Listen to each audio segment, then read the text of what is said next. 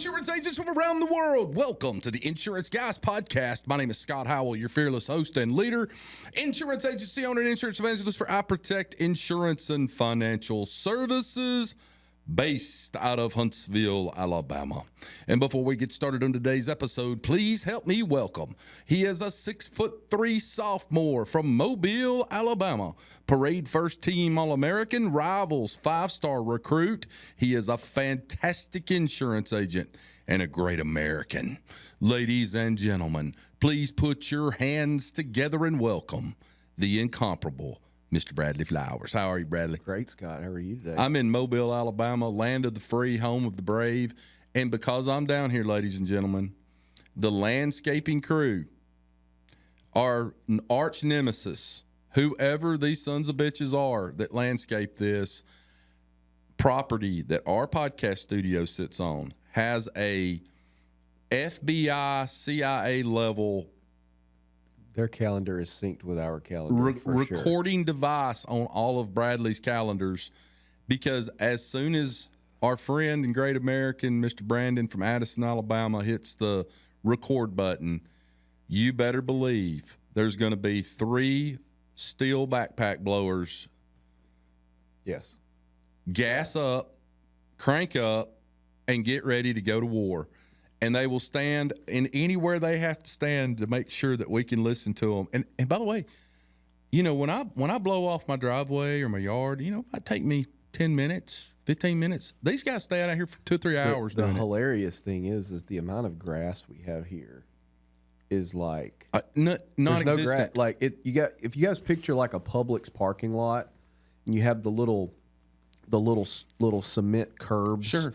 And you have the little patch of grass. That's all we have here. We have like 20 of those. 100%. And anyway, Scott, I've got a funny story for you. This actually, Michael McCormick actually posted an insurance suit I love McCormick. last week, and he said, what's the greatest length you've ever gone to sell a policy? Wow. That's a great question. And I posted this story. So when I was at Alpha, I don't think I've ever told this on the podcast. There's a chance I've told it to you before, but you're probably like me and you forget stuff as soon as somebody mentions it. So I when I was at Alpha, I was there. At this point, I started in July. I want to say this is like Christmas time, maybe a little after Christmas. So I'd been there, 8 months or so. And at Alpha back then, I don't think they're like this now, but back then, life insurance was everything. You know, you could sell 100 PNC policies in a month, which would have been a lot for them, and no life policies, and you're on a PIP, right?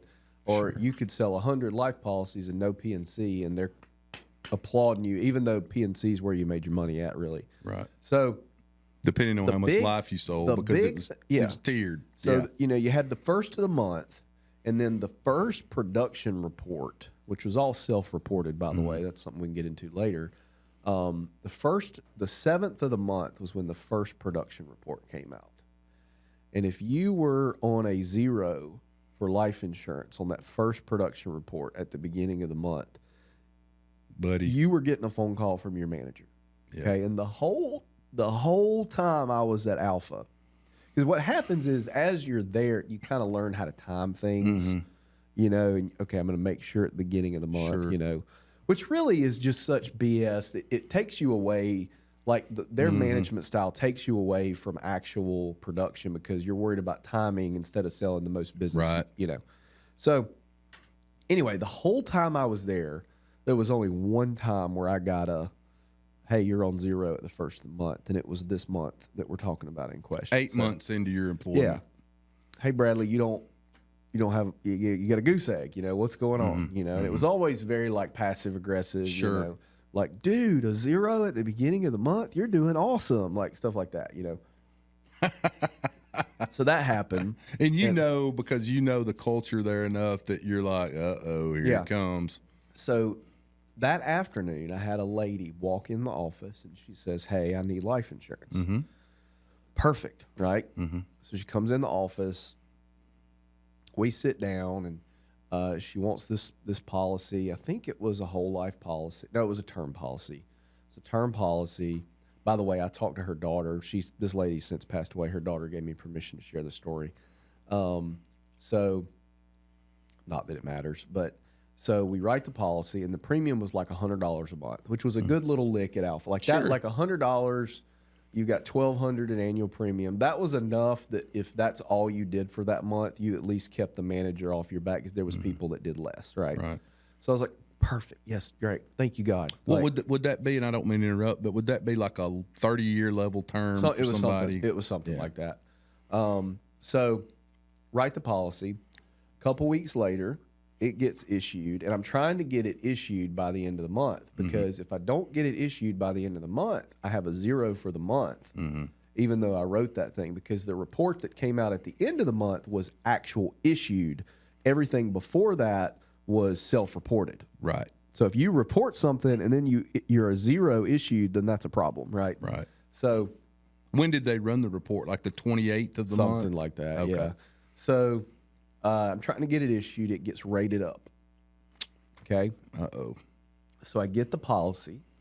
I go to her house.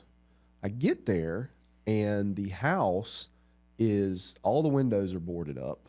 It looks pretty rough. It's in a rough part of town. Look like a haunted house. Yeah. Yeah. Remember that. Hold on to that. As I take a sip of my coffee. So I go, I walk, I'm like, am I in the right place? And we had the house insured, by the way. All the windows are boarded up. The lady's sitting in her, I walk in and I don't see it. I'm like, man, they better hear, hey! She's sitting in the very back of like a shotgun house style portable building, smoking a cigarette. You can just see the flame of the cigarette. I was like, oh, hey. I was like, I don't even remember her name at this point. I was like, she like in one of them old timey lawn chairs, just sitting there smoking, smoking a cigarette. You got her life insurance policy. Yeah. Okay, so makes sense. I was like, yeah, I got your life policy. Like, unfortunately, it got rated up. So, and I don't remember the exact. I do remember the premium was $100 a month, but I don't remember what it got rated up to. I was like, unfortunately, it got rated up. I think it was like double or triple. It was a good bit. I was like, hey, policy got rated up, unfortunately, due to health.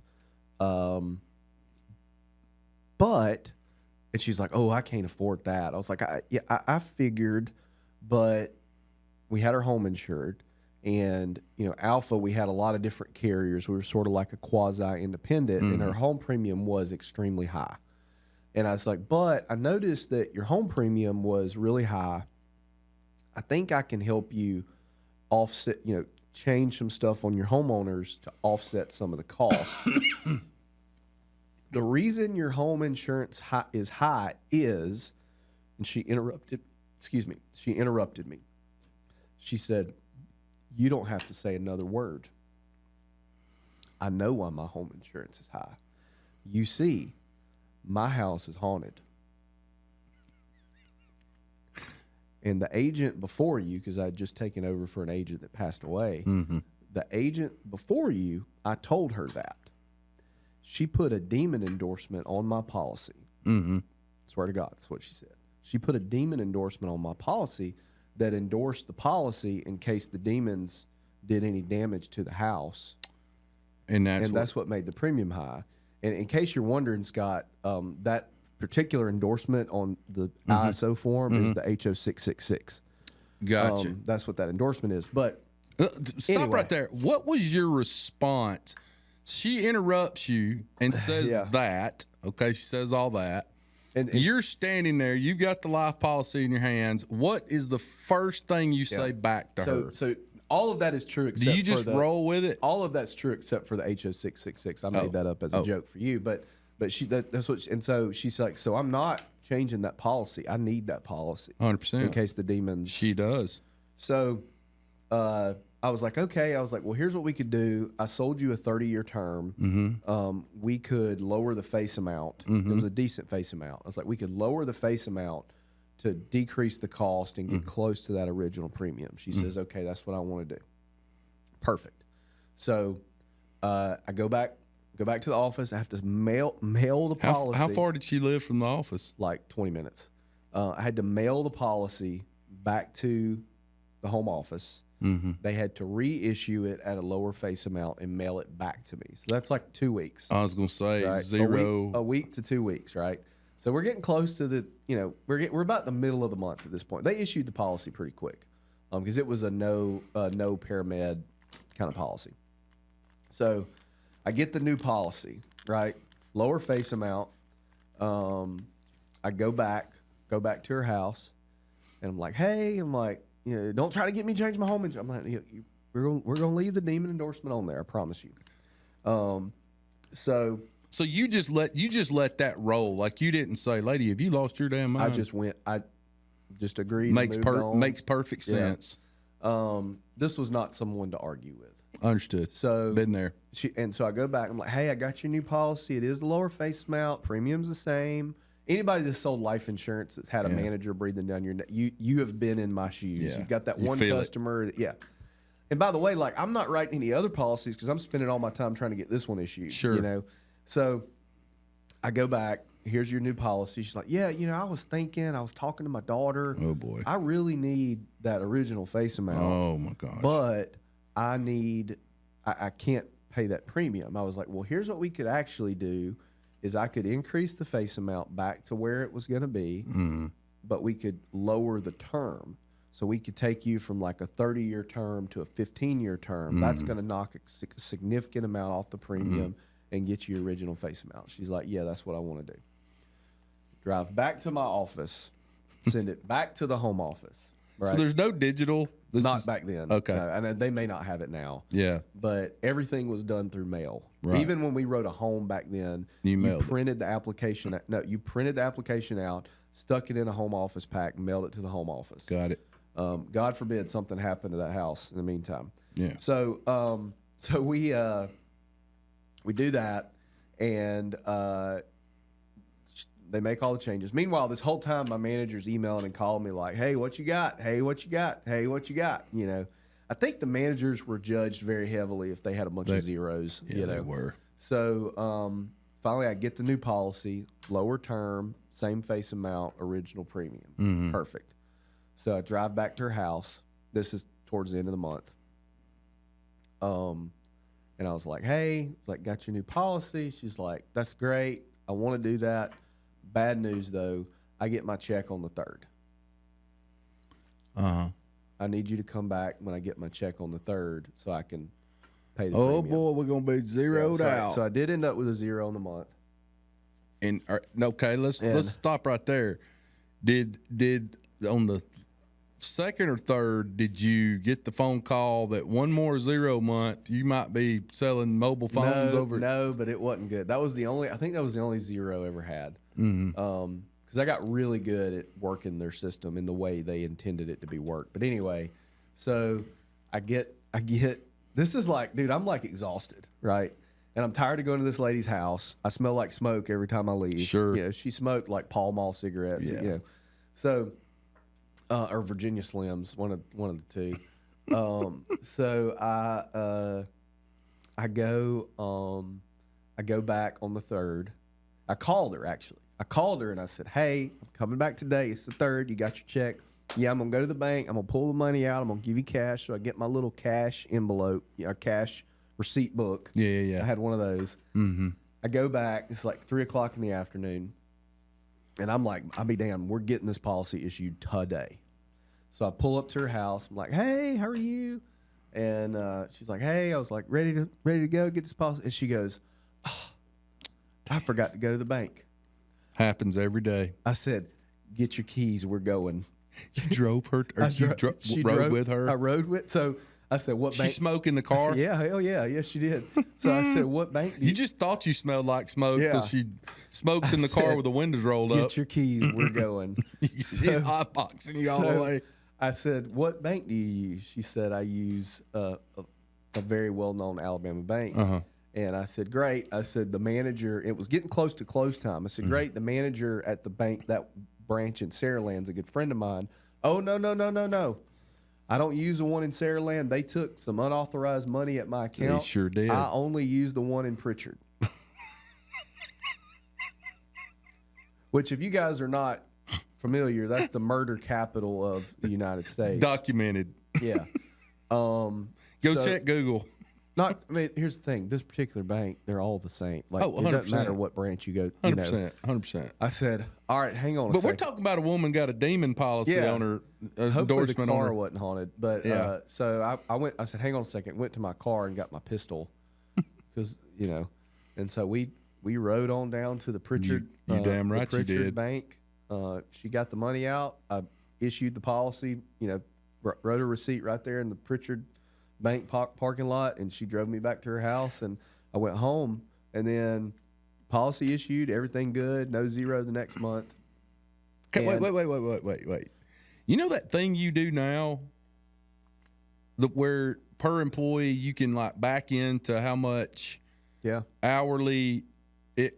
Oh, this one, I lost money on this policy. Like I wonder how much Dude, there's no money Alpha or you spent telling. I know. in your time driving back and forth 20 miles one way, Yeah. so that's 40 miles a day, plus the postage to go up there, plus the time in the Yeah. office changing the policies. Now you got to go to the Pritchard. What I should have done is and this was me being new, and Mm-hmm. for those of you listening, a lot of life carriers will issue alternative option policies, I Mm. think is what they call it, where those three options we kept going back. They go ahead and issue them. So in that moment, Mm-hmm. Sure. you can, anyway, that's what I should have done. But anyway, so like 2 years later, she dies. So the daughter collected a check. I delivered I'll be damned. a death check for several $100,000 to the daughter, which is rare. I mean, you don't often hear about people with term policies dying. No, 97% of people that have a term policy outlive the term policy. I saw on Google, and I believe, I don't remember if it was you or somebody else telling me, only 3% of term insurance policies, no matter where you buy it from, are ever pay out, Yep, which is correct. an amazing Because statistic to me. actuarially, based on your health, they're going to structure. Mm-hmm. If you've got a good shot of living 15 years, but Right. not, or living 10 years but not 15, ain't nobody going to issue a 15-year policy. Right. So anyway, when that's kind of the end of the story. But when I delivered the death check to the daughter, Mm-hmm. who was incredibly sane, by the way, It's super good. compared to her mother, Nice yeah. I said, "Can I ask you a question?" She said, "Sure," and I told her the whole story, She laughed. minus the part of me, and she died laughing, and she said, "That is true." She straight up thought her house was haunted, Yeah. and straight up thought that the insurance agent added a demon endorsement to the policy. Do you think that agent was wily enough to tell her that I think so. on purpose? If you knew the person that wrote the policy, Yeah. this person would Because I wouldn't even think Yeah. to say that to this somebody. person Like, would say anything to get somebody to shut up. but in this case, not only did it get her to shut up, it kept her business for years. There's Yeah. no telling how many years she had that policy thinking she had a demon endorsement. Yep. All right, Bradley. Yep. I got to ask a question. Sure. And I realize you have PTSD from selling life insurance and all that, but the years that you spent selling it, for all these younger agents out there, like today, we had somebody, I was dealing with it here in your office earlier today. You didn't know it, but we had a client call one of our agents today. One of their parents, who I would guess is in their mid to late 60s, early 70s, just got found out, went to the doctor, found out they've got cancer. Well, obviously now's the time that they want life insurance. Oh yeah. Which is it's the only thing in the world you can't buy when you need it. 100%. So of all the years you sold life insurance, knowing now the statistics of like how many term policies actually expire before they're paid out, what is your opinion for all these younger agents out there that might get into selling life insurance as to what you truly feel people need? Or is it still a needs based, you just got to figure out who the person is and what they're like and all that before you sell them a policy? There's a lot of case by case. Yeah. And that's why I like Dave Ramsey. His leadership podcast is phenomenal. It is. but I have a problem with anyone giving blanket financial advice because everybody's situation's different. Correct. Like if you're in debt and credit card debt and struggling and you're young and you're trying to make your way in the world, like Dave Ramsey's advice is great from a financial standpoint. If you're, more successful and maybe own a business and you're doing good, I think there's bits and pieces of it that's great. You shouldn't take it all verbatim, but at the same time, there's a lot of people that appear to be successful that aren't. They're drowning in debt or whatever, living paycheck to paycheck. But, my opinion was back then and is that, there's a lot of people like to demonize whole life. I think there's definitely some people that should not buy whole life. But my opinion was and is that if we wanted to put a blanket sentiment on it, that everybody should have a blend of both because of the one factor that we mentioned is 97% of people are going to outlive their term policy. So you should have a plan. What I have actually done for me and what I have advised people is when you're young, buy as much freaking insurance as you can afford on a term policy. And then most companies will allow you to convert a small portion of that over to whole life slowly over time. Do I think whole life is an investment purely and simply? No. Do I think it has investment properties and it can grow and make money? Yeah, for sure. Yeah. For sure. The one product that is still around today that I'm not a fan of is return of premium.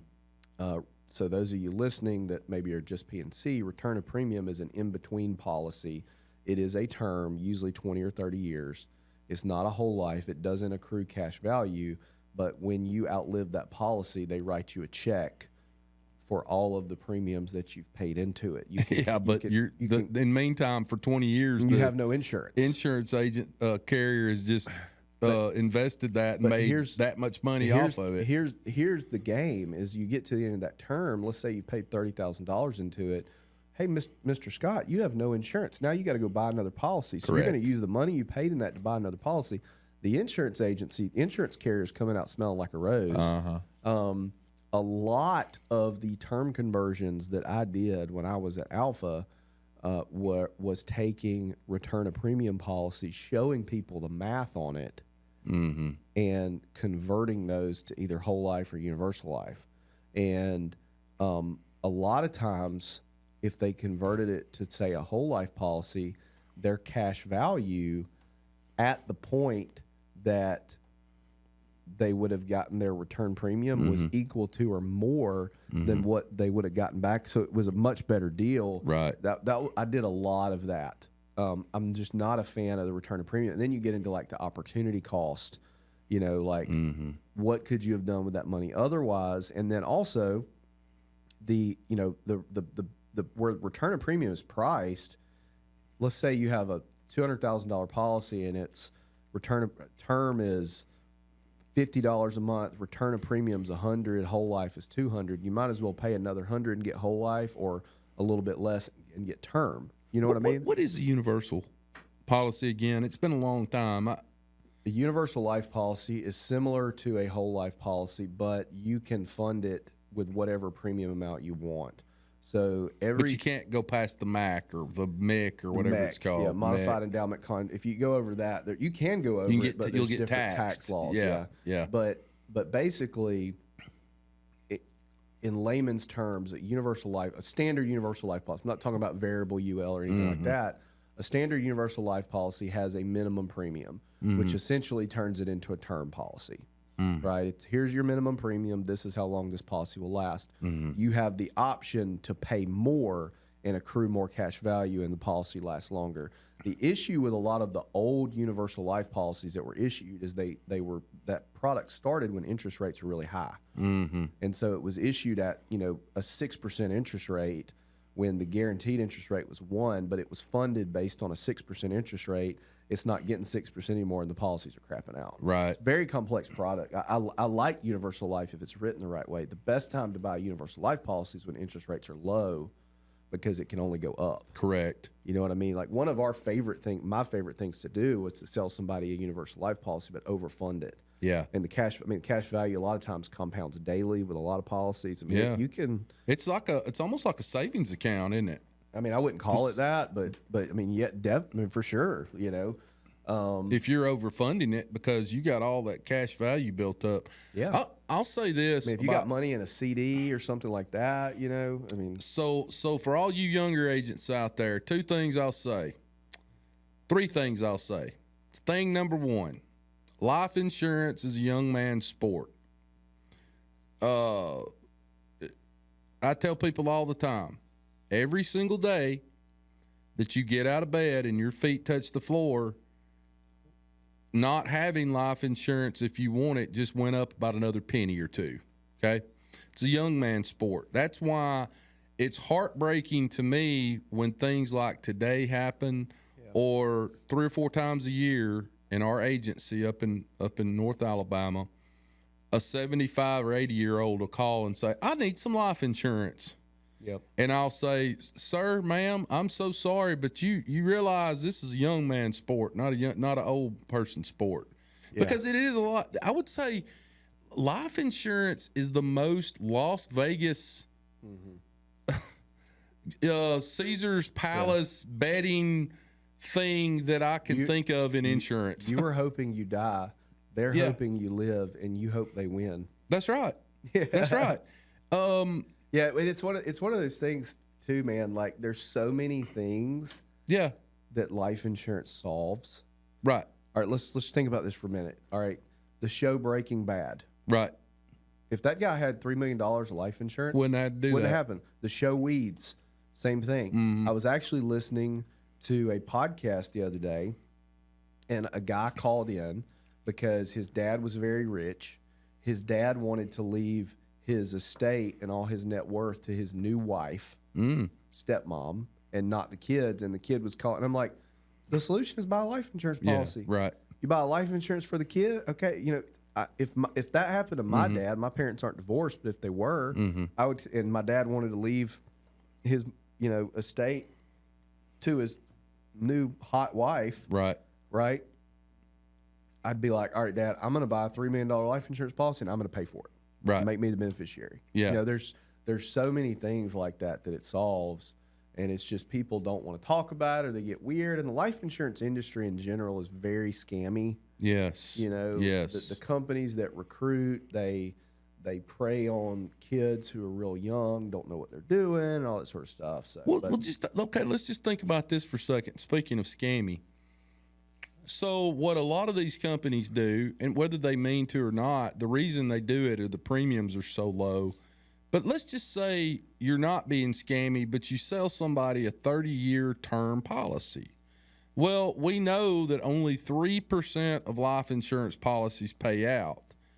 And we also know that when you get to the end of year 30, okay, are you even going to be able to afford a whole life policy at that time? Probably not. That's the other thing. And that's the game. Yeah. They're like, okay, we'll give you a 30-year term, but get ready. We're going to rip your damn head off when you get to year 31 and you need another policy, because we're not going to sell you another. We might sell you a 10-year term at that point, but it's just feels dirty to me almost. Yeah. Unless you're selling somebody like you said, like some kind of, okay, I'm going to put this much of your face amount into term because you might die on the interstate tomorrow. Who knows? Or a sudden COVID illness or cancer. So we're gonna kind of wall that off here with this term that's only $128 a month or whatever it is. But then over here, I'm going to sell you more or at least equal whole life, because more than likely you're going to outlive this term policy, but you still want to have insurance, right? So anyway, and the last thing I'll say, the best line I think I've ever heard, when I first started in insurance, I was at about 6 months in, and somehow, some way, the guy I was working for had hired as kind of it was a 1099 contractor guy, but he had been with like New York Life and been selling life insurance. And he was in my office selling somebody a life policy one day. And I happened to walk in, and he was sitting at my desk, this guy from New York Life, and he was talking to a potential customer on my phone. And I walked in the door. He sat at my desk, and I heard him say, I want to congratulate you on the best decision you've ever made, because when everybody else is coming to your house and giving you a casserole, I'm going to be the only person there giving you a check. And I thought, damn, that's good. I've been that guy. That is good. I've been that guy bringing that check too. It's I remember the very first check I delivered. It was actually on a policy I didn't write. The agent was out of town. He was on a company incentive trip for selling life insurance. And this is my first year in the business, and so I hadn't had a chance to make a trip yet. But policyholder died, and it was 2 policies. One for $50,000, one for like $200,000. And I go to the person's house, not very far from where I live now, wife's house, widow, and she's got her friends there, you know. Sure. I walk in, and of course this is the insurance man, and it was a very nice house. And I remember thinking as a 22-year-old who, you know, $50,000 would be all the money in the world, let alone $250,000. And this lady don't need this. Right. This is a nice house, like, you know. And I got the checks, and we're just having a conversation. This was the first time I did it, and it wasn't my client. Did she know how much the check was? Okay. She thought she did. But this was my first time doing this, and it wasn't my client, so it was a nice, like, practice run of, like, Sure. so I wanted to, like, make sure I had a conversation with her. You know, I took my job very seriously.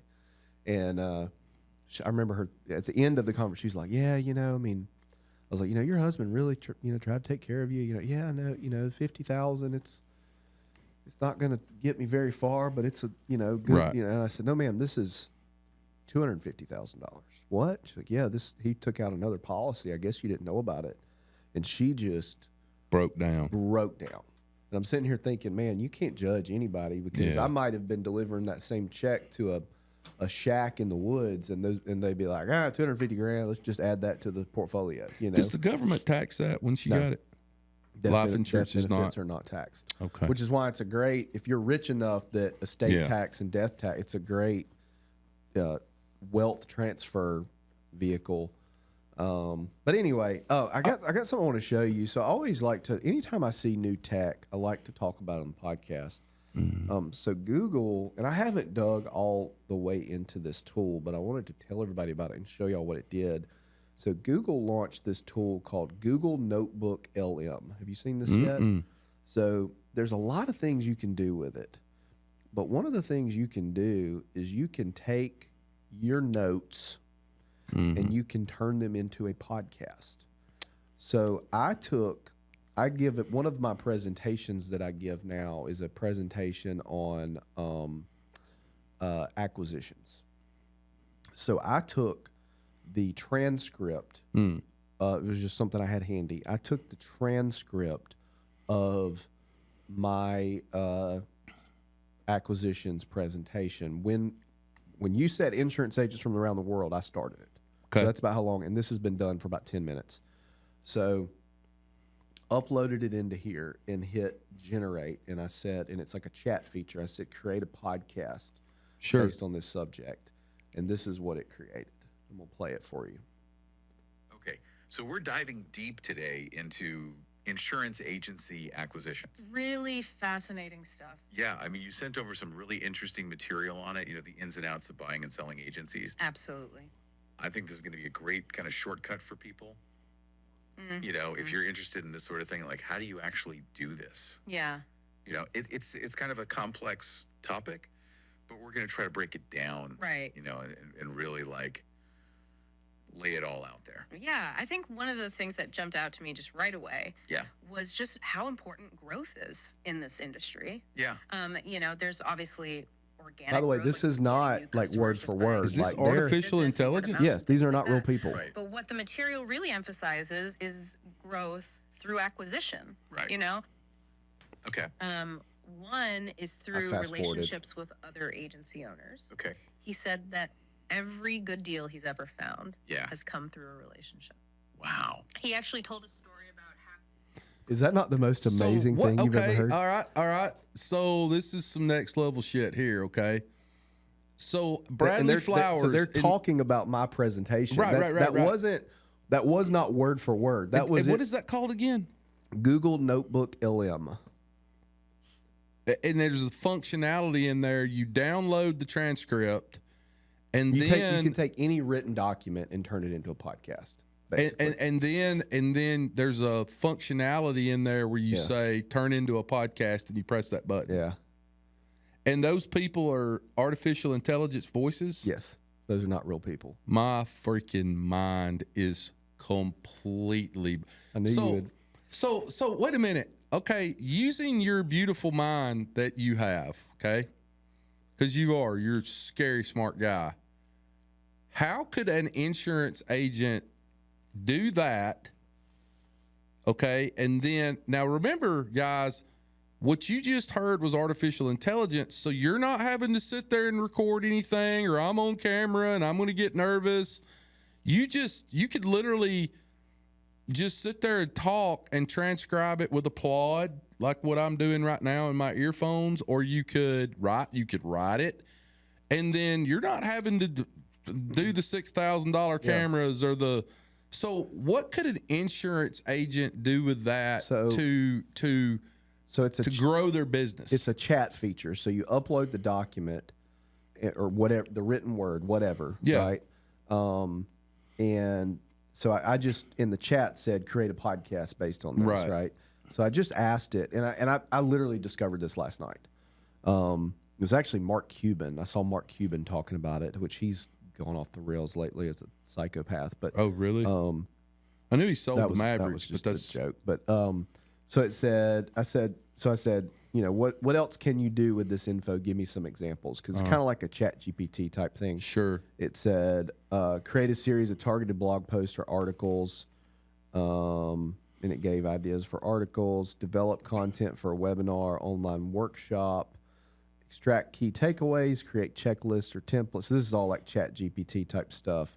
So there's a studio feature in here. That's the part that creates the podcast.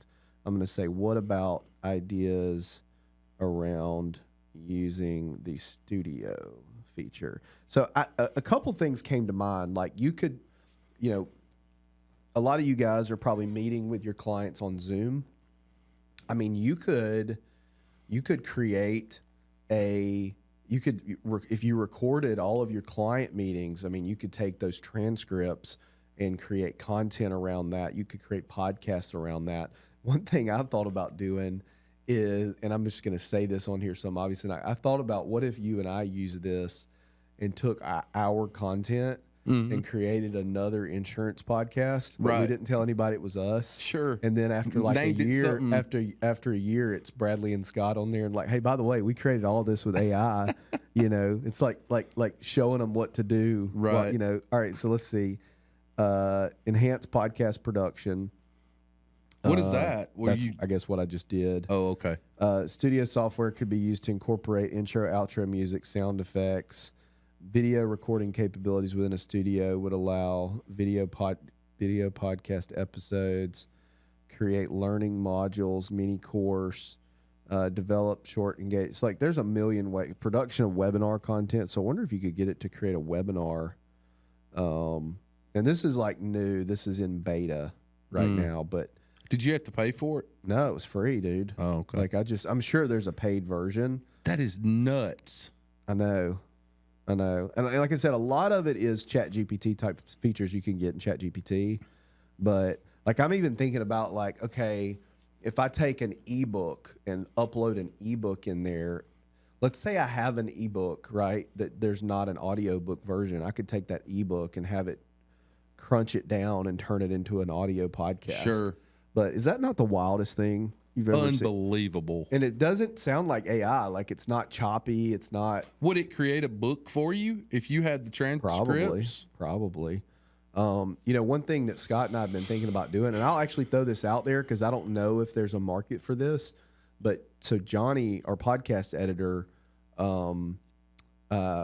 turned me on to a program. I can't think of the name of it right now, that you can clone voices. And I cloned, Scott and I's voices. I made Scott say some very unsavory things, but I cloned Scott and I's voices in Russian, but in Spanish. And so one thing that we thought about doing, if any of you guys are listening to this that speak Spanish and you would rather listen to the Insurance Guys podcast in Spanish, I could actually in about 10 minutes create an Insurance Guys podcast Espanol channel. And so that was like one thing that we thought about. So, I mean, I think about with your agency, like there's a million different angles you could go with that kind of stuff. Now, that feature, this is way better than that. Of course, that's cloning a voice. This isn't cloning a voice. Sure. But with that clone voice thing, when you had it say stuff, it was a little choppy. Like you could tell it was AI, especially if you knew the person. And so you have to be tricky with some of the ways you type out words. Like with Scott, when I was making him say stuff, I couldn't type y'all, Y-A-L-L. I had to type Y-A-W-L-L for it to say it the way that you say it. Right. You know what I mean? Yeah. But this AI stuff, like, do I think AI is going to replace insurance agents? No, but like we're still at like the infancy of what it can do. It's insane. I mean, All right, Bradley, I got a question for you. You have I need to congratulate you on your second acquisition. Yeah. Second agency that you've purchased. I think a lot of lessons learned from the first agency acquisition, obviously. Yeah. Tell us a little bit about the difference between your second, but besides the fact that you kind of knew all the ropes, so to speak, but second acquisition and kind of how that went and what you learned from the more you do anything, the more you ride a bike, the more you hit a baseball, the better you get at it, the more you learn about it. Talk a little bit about that. Yeah. So this one was much different than the last one. In my mind, the more employees that are involved in an acquisition in terms of the selling agency having employees, the harder it is. The last one we did had 5 employees that started with us. This one had 2 originally. Only one ended up coming over. The other guy was already kind of one leg out the door when he decided to sell to me. Wait a second. I want to ask because I don't know. In the first acquisition, you started with 5 employees plus the owner. How many of those 5 are left today? Any at all? You're making me look bad. Why, You're making me look bad. Why would that There's make only you look 2 left. Well, I don't think that makes you look bad. I think it's kind of wheat and the chaff kind of thing. Like you figure out, okay, well, here's the thing. I guarantee you, if you bought my agency today out of 12 employees, I would bet you, and I think this goes for anybody that does an acquisition. Out of those 12 employees, 6 months from now, that'd probably be 6 or 7 left. Well, the first day I would fire Clint. But, that might be the only one you kept. I don't know, but yeah. So here's the thing. Here's what I tell people. Okay, I told this to a group of agents last week, and I don't see that as a negative. I think it's a positive because you're you know how it is, man. I mean, I told this to an agent last week. I told this to a group of agents. If there are operational, HR, staffing, business function decisions that you are kicking down the road, the new guy's gonna shine a spotlight on it. When you sell your agency, the agency that buys you is going to have to rip those Band-Aids off. 100%.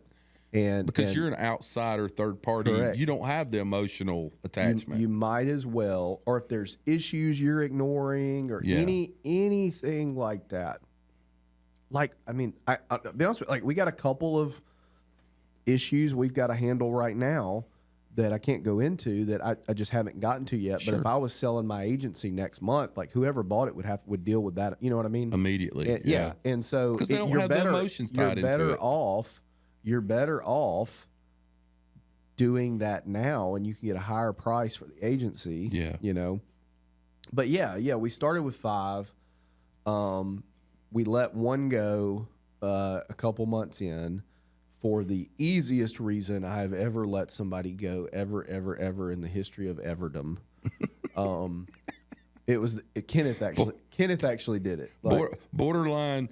Like the next easiest would have been if they murdered somebody and we're on the 6 o'clock news. They didn't do anything illegal, but it was so easy. I'll just say what it was. It was a customer's policy that that there was a change that needed to be made, and this person dropped the ball and didn't make the change. It wasn't a coverage bearing change. It was like a mortgagee change. It was something stupid, something so easy to get yourself out of if you make this mistake. And the customer called pissed off, and got a letter saying the old mortgagee was still on there or something. And look, I always tell people, if you're going to blame something on somebody, blame it on the carrier. Yeah. They can't defend themselves. Right. But instead, she chose to blame it on us and starts crying on the phone about how awful we are. Talking about one of your employees? Yeah, to the customer. And when we gave you a raise and all the, there was no reason, and it wasn't us. Like, she dropped the ball. Yeah, that on is the recorded nuts. line. And this was, you talk about perception and reality, and right? This was, we'd already kind of had an inkling on this person, so that was like the straw. Like, it was the easiest decision. Like, you're gonna badmouth me to one of my customers about something you did? Like, you're out of here. That is crazy. And so that was when my son was in the hospital, so I couldn't go do it. So Kenneth did it. Kenneth and Natasha went and did it. And dude, Kenneth is a freaking. I heard the recording. Kenneth is a cold-blooded killer. He walked in her office. Clear your desk. He walked in her office and said, "Okay, I'm going to make this quick. You're done here. Today's your last day. I need your key. I need you to get your stuff and get out." But anyway, so we let her go, and then we had immediately after that we had an older gentleman that had some health problems that had been in insurance 30-something years that came over with it, and he retired. Yeah, nothing to do with us. He just realized hey, that's understandable. I mean, he retired, and then we had another one that we had to let go recently that. I'll tell that story. Just wasn't getting it done. Well, this person made a mistake and bound an agency bill policy last year without taking payment. Forgot to take payment. It was a $10,000 100% minimum earned premium builder's risk policy, 3-month policy. Damn, 100%. 100%, and forgot to take payment. We caught it. It takes us, if that happens, it takes us about a month to catch it. Same here. Well, Same a 3-month policy, you're about halfway through the policy term. Yeah. You're a couple weeks shy of being halfway through the policy term. So whoever the client is like, I'm not paying for that. That's exactly what happened. So we did the leaderly thing, and I didn't slap her on the wrist. We said, hey, we're going to have a conversation about, obviously you didn't understand that you've got to get, the only situation you don't get payment when you bind a policy is a mortgagee pay policy. Every other situation, you take payment. Right. Done. Right. So, we rallied around her and said, hey, here's your training. We're going to give you training. Like, don't let this happen again. I ate the 10,000. And I want you to understand, I had to write a check for $10,000. Did you, or did you get out of the? No, I had to write it. Like, this wasn't. Oh boy. This wasn't. It cost me $10,000 like an opportunity call. Like, right. I had to stroke a check. Oh man, I bet when you were signing your name to that check, you were like, I sent the most pissed off email I've ever sent, because we updated our employee manual that basically said, hey, if you make this mistake, you are responsible. I mean, that's like taking $10,000 and throwing it in the damn garbage can. Yeah. If you make this mistake, if anybody makes this mistake going forward, you are responsible for the earned premium out of your check. Now, if somebody did that one time and it was an innocent mistake, we probably wouldn't enforce that. She did it 4 more times. Oh, yeah, hell no. She's gone. Yeah. 4 more times. Hell no. 4 more times. And the 4, it wasn't like, Bradley, I can't believe you let somebody get away with that 4 more times. The 4 were like all in 1 week. 2 of them were explainable, but 2 of them were not. It was just like airheaded, move on to the next thing. This was somebody I was really high on that I really liked. And it was just one of those, like, we can't avoid this. I gave her 2 months of severance, sent her up with 2 job interviews, and you would have thought like she's going to be shocked when she gets fired from the next job because they ain't going to do all that. Like she was complaining to the other employees about the amount of severance I gave her. I'm like, actually, I didn't give 2 months. I think I gave 3 months. And I'm like, because I felt really bad about it because this was a good person, or what I thought was a good person. And I was going to do a month of severance. And right before I walked into the office, I pulled up my little Bible app, and the Bible quote was something about be generous. I was like, all right, I'm going to do 3 months. Dude, I'm talking like throwing shit in the office, slamming doors. There you go. Like I eventually had to be like, hey, look, you're emotional. Give me your key. Leave your stuff here. Come back and get it tomorrow. Right. You know, but it was not. It was, but the 2 that are left, and we've hired 1 since, have been great. Sorry to go on this random, but you all have dealt with something like this. Oh yeah. And so anyway, so yeah, by the way, basically told the 2 interviews I set her up with FU, I'm like, I'm trying to help you. Okay. But if you don't want help, that's fine. You're going to buy that house across from Surfing Suds. Is it called Surfing Suds? Seeing Suds. Seeing Suds.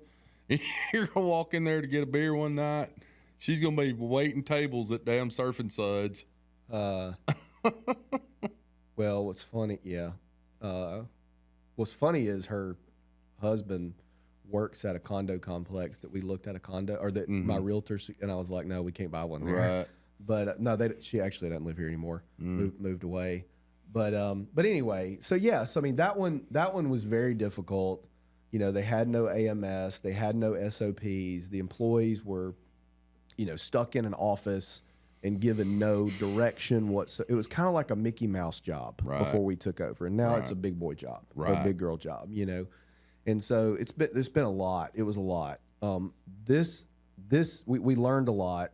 I think we started with the absolute hardest one you could absolutely start with. Right. The only good thing I can say about it is it's profitable. Well, and it's taught you a lot. Taught me a lot. Kenneth and I mean, Natasha and Megan, like we know exactly what we're doing. And, Kenneth's got checklists for days on acquisitions. Because there's a million little things you don't think about until you do it. From the mailbox key to the changing the number to the and so reporting it into your system and all that other stuff. This one is a lot different. It's Chris May with LTN Insurance. A lot of y'all listening to this may know him. He's been to some masterminds and some conferences.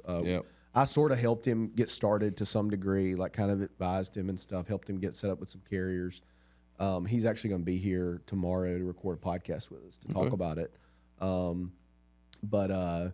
He's gonna be in flip flops and a Hawaiian shirt when he's here. They were operated as close to how we operate as possible. So it's been a very easy merge. Employee wise, completely different. Not only because it was less employees, but so you had 2 employees.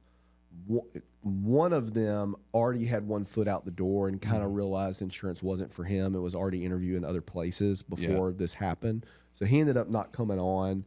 The one that came is a huge listener of the podcast and was actually super excited. In fact, when Chris told him that he was selling to me, Chris said he kind of hurt my feelings a little bit. He was a little bit too excited. And he he's great. He actually told Chris, he's like, I'll move over to Bradley's under one condition. I want to sit down with Scott Howell. I met him today. He's already sold 2 policies today. Dude, he's crushing it. Yeah, he's absolutely crushing it. He's a good guy. He's good. But he's really good. He's got a very unassuming, like easy to talk to kind of personality. Yeah. He's not weird acting. He doesn't. Some of these people you walk in these agency offices and you're like, damn, you're a damn weirdo. Yeah. He's just a good dude that people probably like when they speak to him, and you got a lot of good people here. It's been good. I mean, any acquisition is like giving your kids candy right before bedtime. Yeah, it's no matter how smooth things are going, it's going to go off the rails for a little bit.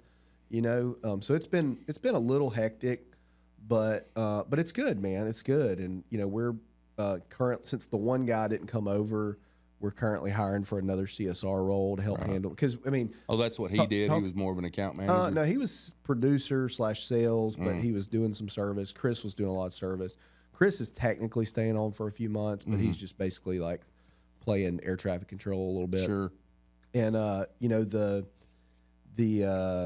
Well, you told me the other night, and I don't know if you mind me sharing this on the podcast or not, but I'd kind of been outside looking in. Didn't know much about what you were doing exactly, except that you were buying another agency. And you said, "I'll tell you one damn thing, I'll not buy another agency for a couple of years." And I kind of figured that anyway, because you'd been through 2 acquisitions that really, for that 6-month period, if you're an agent out there listening to this right now, and our job is to help you any way we can, you better believe this. If you never believe anything Scott Howell tells you, when you go into acquisition mode, you can just write off that 6 months, because you are going to be spending 6 months, if it's a agency of any size, whatever, collecting data, getting data, negotiating contracts. And so you better have some damn good people around you to help run what you already got, or you're going to turn around and be like, "Oh, whoa, what's wrong? Wait, we got to fix now. We got to fix my agency." If it wasn't for Natasha, Kenneth, and Megan, like, you know, but I'm good for like 24 months, unless something like really good falls in your lap. It would either have to be another Chris, something that's run so similar, or something that's so profitable it's worth the extra work. Can you imagine buying an agency that has like 60 employees? Yeah, I would. How much work that would be to a lot. No, and I'm not even talking about them. I'm just saying that number, because of the size of the agency, how much time that would take. Well, the reason, I mean, you're basically at that point, you're just starting another agency. It might be easier, because you just say, "Well, there's so much here. Here, this is what I'm going to pay you." And I sort of like. And we talked about this at the workshop last week. There was a couple agencies there that were pretty small, $1 million, $2 million in premium. What workshop? I heard you mention a workshop. We did another one of those under the hood workshops where we bring we bring agencies into Portal and basically just teach them everything we do. Have them sign NDAs so they can't share it and all that sort of stuff. But how many came this time? We had 6 this time. We had 5 last time, 6 this time. And it's not really a money making thing for me, even though we charge it, which is why I haven't really promoted it. It's more my people like it because they get can be involved in some of the stuff I do, but also we learn stuff. Yeah, we get some great ideas. And if you're listening to this, and I don't know if we're going to do another one, but if you're interested, just shoot me a DM. We might do another one. But I was talking, and I kind of discourage some of the really small agencies or newer agencies from doing acquisitions. Yeah, that's what I'm talking about. You really need the acquisitions you do for that agency that you're buying to be smaller than you. Because if you buy one bigger than you, you're basically becoming them. Yeah. Like, you have to adhere to what they're doing. It's a real hard thing. But, I'm kind of good for 24 months unless one falls in my lap, because, like, the reason things go off the rails is, you're injecting 2,000 clients into your agency overnight. Like, no matter how good you are, things are going to be screwy for a little while. Right. And I understand why some of the bigger agencies like Acrisure and Hub and some of those, when they buy one, they leave it alone. Yes. They buy it and leave it alone. Yes. Now, and there's downsides to doing that. Yeah. But they basically take 2 years to do what we do in 60 days when we buy one. Right. But for me, I'd rather have all my crap in order and have them operating like us. Can you imagine leaving I'm sure an agency like Hub, or what's one of the others, Marsh. They probably, DCF. Their people that are part of their acquisition team are so seasoned and so good that they probably recognize pretty quick, like, okay, this is one of our agencies because we can leave that alone. And there's some that they're like, no, we ain't doing this because it's going to be a damn train wreck for 2 years. Yeah, and the thing is, you leave it alone, it's going to be a little less profitable. Yeah, right. And so, like, the good thing with this one we just bought is the literal only expense we kept from the agency was the one employee's salary. and then the cost to put him on our AMS. Every other expense that Chris had was eliminated, and all that's profit that goes to the bottom line. So, but where we are now is we've done 2 acquisitions. We've grown really fast organically, and we've compounded that by acquiring. Where we are now is we are refining and getting our processes together so that we're like solid, and there's no like crazy, hey, here's 2,000 more clients overnight, you know, and then probably in 18 to 24 months we'll be ready to do another one. Yeah, and I would like that one to be a big one, and when I say big, like probably like the size that we are. Yeah, and we can like double overnight. But my question is, and I just don't know the answer to this, because please, for all you listeners out there that want to email Scott questions about acquiring your dad's agency, your granddad, I've never acquired an agency, so please don't get with Bradley. Don't get with me. I've never done it, so I don't like talking about things I've never done before. I even hate to give any advice, because from the tone of my last few that people have sent me when I send them a reply that I'm like, you're asking the wrong guy. I'm like, yeah. Come on, man. I've never done this before. Ask Bradley. He's the one doing it but I've noticed the last 2 you've done, and I think this was just happenstance, really. But there may be more to it than that, are both local. Gulf Shores is 45 minutes, hour away. Yeah. Fairhope's just right, 15 miles down the road. Do you think after doing these 2 that you would consider like Seattle, Washington, or Wichita, Kansas, or not Seattle, Oklahoma? But, yeah, I definitely would. We've looked at some that are. I looked at one heavily that was in Ohio. My thing right now is, well, you can touch these and feel them. State, but I need it to be in a state that I can get to. Insurance. I can I can get to pretty easily, but that is similar to here. Why don't you go down and fire you down on one in Louisiana? Yeah, exactly. You and the insurance commissioner can go to lunch about twice a week. What I've told people before, because I have conversations with carrier reps, like anybody selling, et cetera. Right. Draw a line down the center of the United States.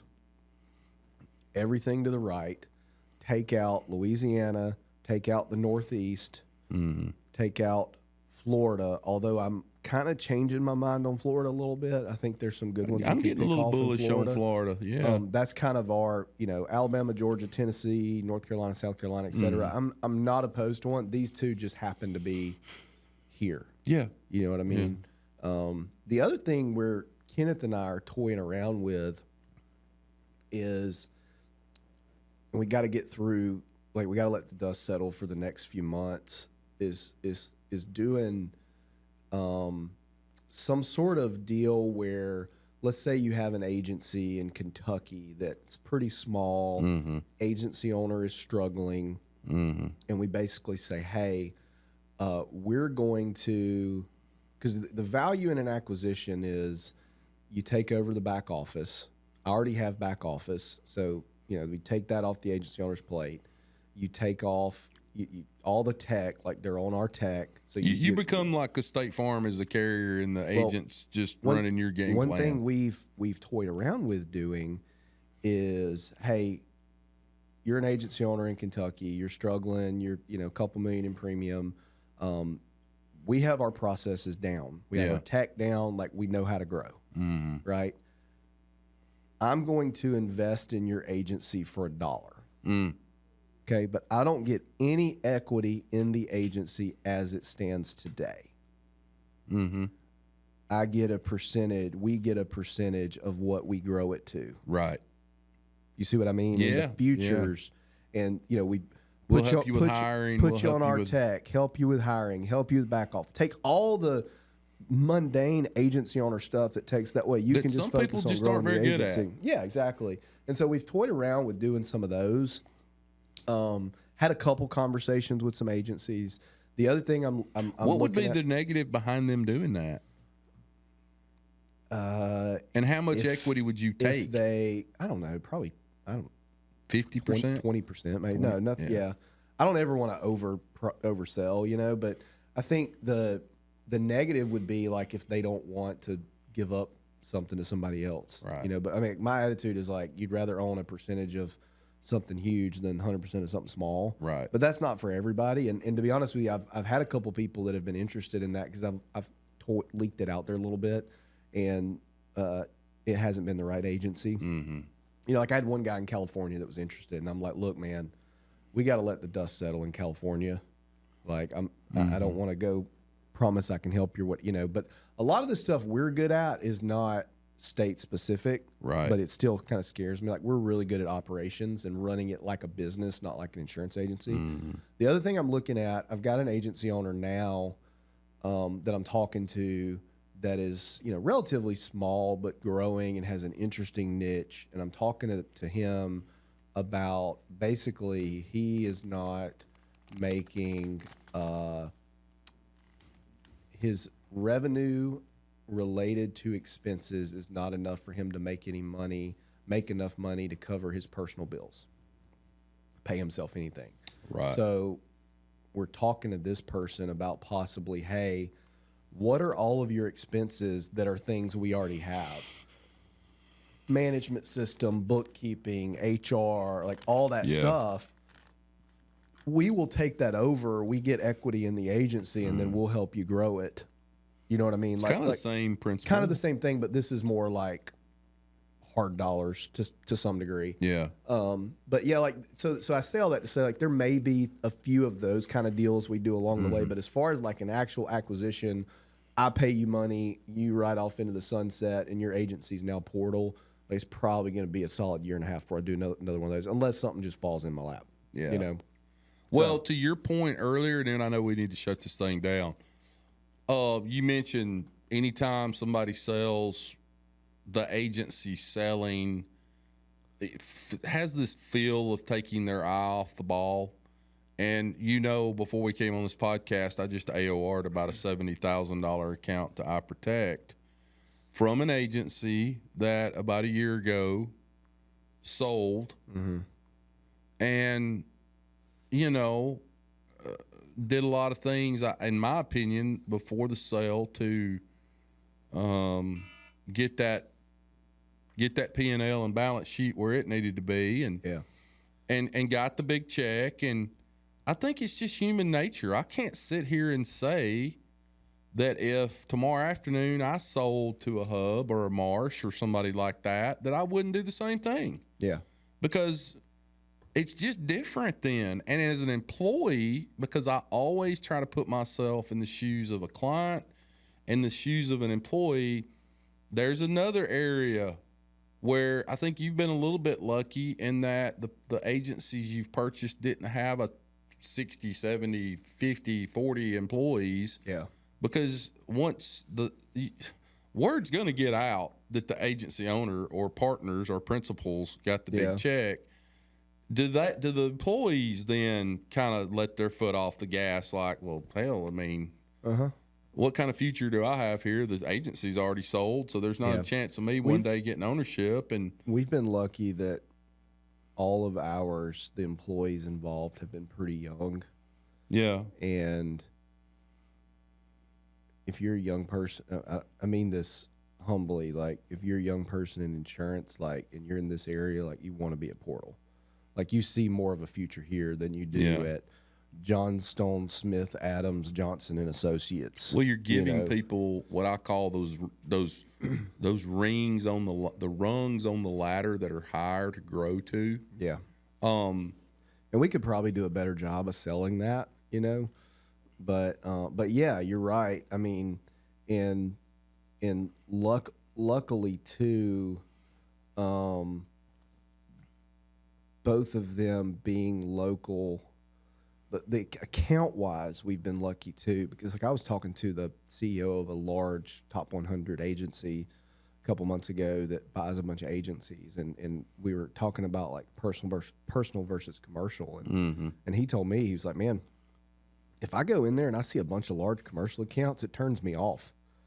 You know, I'd rather buy something with a ton of personal lines because it's not all going to leave at once. Sure. And we've been lucky with the 2 acquisitions we've done in the last 2 years. the largest account between the two of those was like 70,000 in premium, which is not very big. Like that's not even in our top 20. You lose that, you're okay. Yeah, exactly. I mean, you're not happy, but you're fine. So it's been a lot of like smaller, and it's a lot easier. A lot of that's escrowed, so that you don't have like a ton of customers that up and leave. What's been funny though is in both of them, we have actually picked up customers that left us and happened to go to one of those agencies, and it's like, oh, you can't get away from me. Now you're back. That's funny, isn't it? Yeah.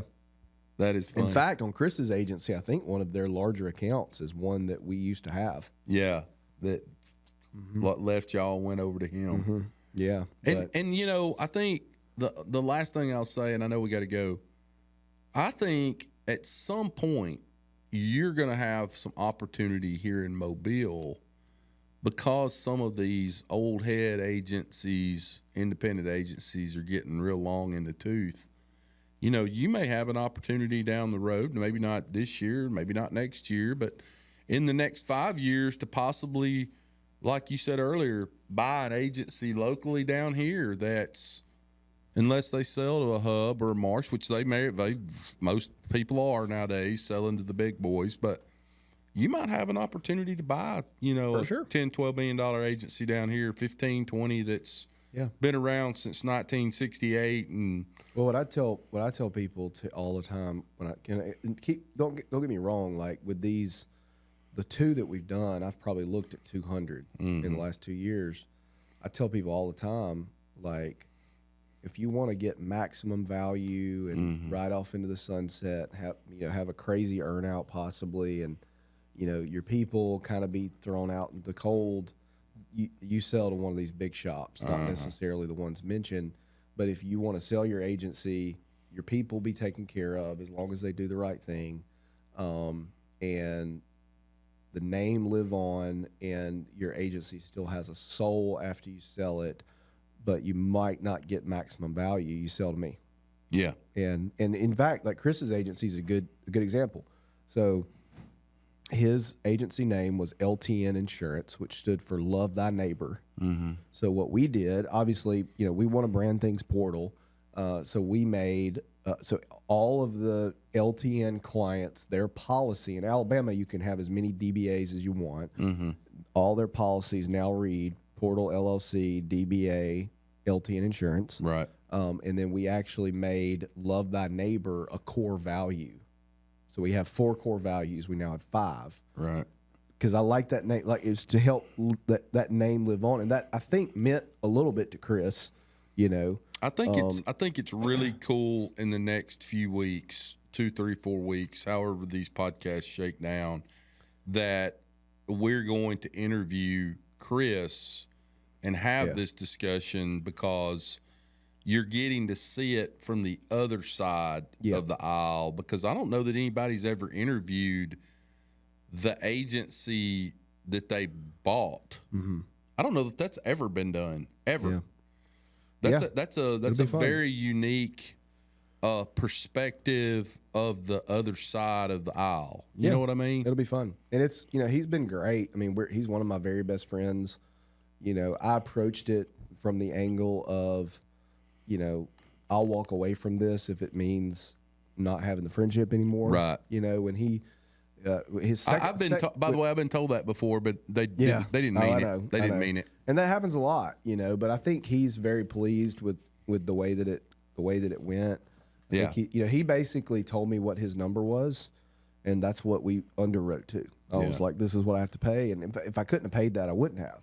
And you kind of overpaid a little bit. Just a little bit, probably. But just by like a half a multiple. Yeah. Not enough to like sink it. You know what I mean? Yeah. But there's probably some things during the deal that you're like, oh God, I'm doing this, but yeah, yeah, for sure. If you hadn't known Chris, correct, the emotions hadn't been involved in a friendship, that you probably would have been hey, dude, we got to talk, because I can't do this. I'll just be transparent. Like if I hadn't known him, my original offer would have been about 20% less. Yeah, but that's okay. John Doe, whoever that is, would have probably taken it. Yeah. You know what I mean? Like it would still have been a good offer. Yeah. But because I knew him, we had a relationship. I knew the agency. He also worked with Carrie. Yeah. So That's she knew helpful. his stuff front to back. I've never seen her work so hard to lose a client. Yeah, right. So Well, that's what I was going to say earlier too about having her as a fractional CFO. The one thing I'll say, guys, and it doesn't have to be a fractional CFO, but having her as a true third party independent voice in your ear, some of those, I don't know if I want to make this decision because emotions are involved, buddy. She didn't got them. Yeah. Because there's been a couple times with me that she's been like, "Oh yeah, you need to fire their ass." I lean on her a lot. I get very, and I've said this before on the podcast, I get very emotional when it comes to spending money. Mm-hmm. I just do, even if it makes financial sense. And in both of these acquisitions, like a week or two before close, I'm like, Carrie, now that we've got everything, we've got it in front of us, do I need to do this? Right. Like, do I need to do this? And does this make financial sense? Yeah. Tell me. Same here. And so that's really good. It gets sometimes it gets tricky with budgeting when you because Carrie and I are doing my budget for the year the same time that we're underwriting this agency. Oh, God. And so she almost had to do two budgets. She had to do one where we didn't buy it, one that we did. Right.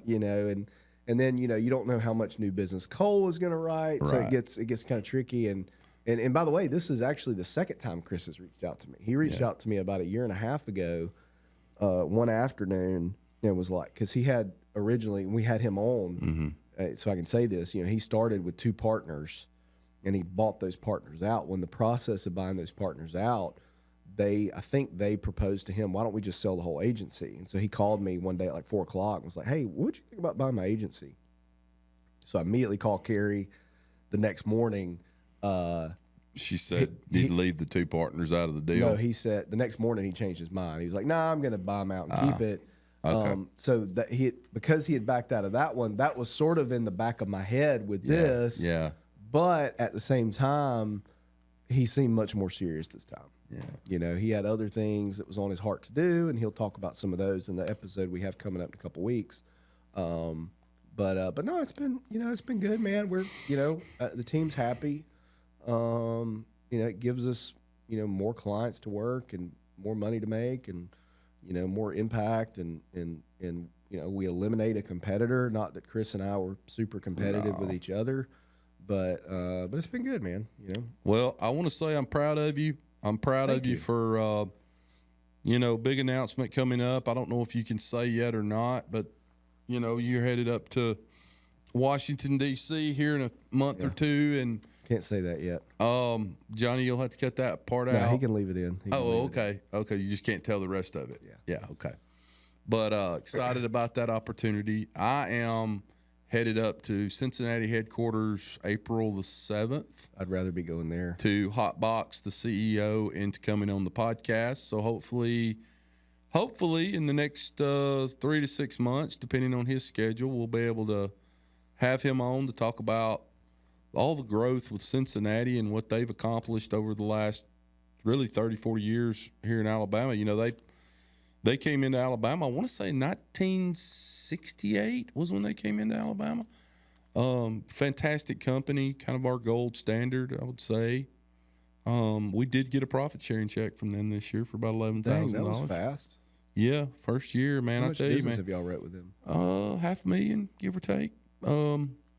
Went to their, I almost called it the Dog and Pony Show, but that's kind of what it is. And they have every 2 years, they do kind of a road show all over the U.S. where they go to different cities and you get a chance to meet the management group with Cincinnati and their underwriters and claims people. And that was a lot of fun to get to go to Birmingham and be a part of that. There was probably, 200 agencies there, and I think 94% of them were 65 years or older. Yeah.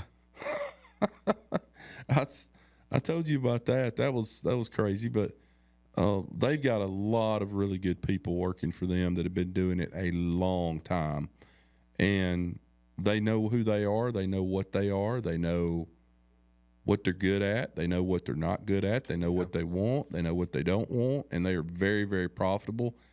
I'll tell you, their brokerage division of Cincinnati, CSU, pays 15% commission on new business, and we've written a bunch of business with their brokerage side.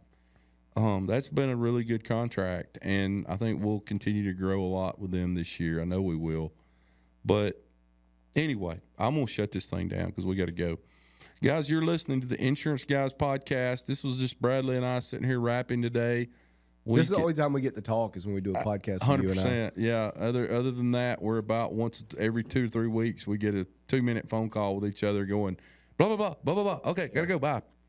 Or Luke screaming in the background wanting his oatmeal or whatever's going on. But I'm personally I need to look and see if Quaker Oats has is publicly traded. I'm purposely keeping their stock price up. Yeah, the dude eats oatmeal all day long every day. You need to start buying it at like Costco in these crates. We do.